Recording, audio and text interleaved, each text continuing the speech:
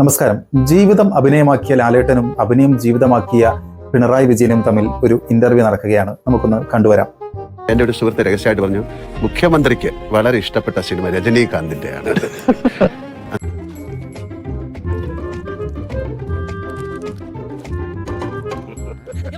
പൊതുവിൽ ഞാൻ ആക്ഷൻ പടങ്ങൾ ഇഷ്ടപ്പെടുന്ന ഒരാളാണ്. മുൻപ് കൈകൊണ്ടൊരു പ്രത്യേക ആക്ഷൻ എടുത്ത കാര്യമൊക്കെ നമുക്കറിയാം.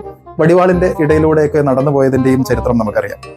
ഏതെങ്കിലും ഒരു സിനിമ സീൻ അത് അങ്ങ് യഥാർത്ഥ ജീവിതത്തിൽ പ്രയോഗിക്കാൻ ശ്രമിച്ചിട്ടുണ്ടോ, സാധിച്ചിട്ടുണ്ടോ? അല്ല, അങ്ങനെ എന്താ ജോലി? ബിസിനസ്. എന്ത് ബിസിനസ്? ഈ ബിസ്ക്കറ്റ് കച്ചവടം. ഹോൾസെയിൽ ആയിരിക്കും. ഹോൾസെയിലും ഉണ്ട്, റീറ്റെയിലും ഉണ്ട്. ജീവിതത്തിലെ എന്തിന്റെയെങ്കിലും പേരിൽ അങ്ങ് പശ്ചാത്തപിച്ചിട്ടുണ്ടോ? ടിപിയുടെ കൃപേഷിന്റെ, ശരത് ലാലിന്റെ, ഷുഹൈബിന്റെ, ഷുക്കൂറിന്റെ കൊലപാതകങ്ങൾ ചെയ്തതിൽ പശ്ചാത്താപവും ഉണ്ടോ എന്നാണ് ലാലേട്ടൻ ചോദിച്ചത്. പശ്ചാത്തപിക്കേണ്ടി വന്നിട്ടുള്ളൊരു ഘട്ടം പറഞ്ഞാല് എൻ്റെ ജീവിത സഖാവിൻ്റെ ഇല്ലാതാക്കിയത് അന്നത്തെ പാർട്ടി സെക്രട്ടറി ആയിരുന്ന ഇന്നത്തെ മുഖ്യമന്ത്രി. അദ്ദേഹത്തിന് അനുവാദമുണ്ട്, അദ്ദേഹം അറിയും. നമ്മുടെ അടിച്ച് തോല് പിടിക്കുക എന്ന് പറയുന്നില്ലേ. സാർ, ഞാൻ അഭിനയിച്ച ഏതെങ്കിലും സിനിമയിലെ ഒരു ഡയലോഗ് സാറിന് ഓർമ്മയുണ്ടോ? എന്നോട് പറയാൻ.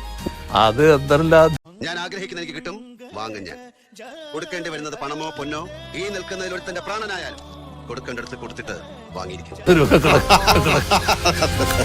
എന്റെ കേരളം, അങ്ങയുടെ കേരളം, നമ്മുടെ കേരളം.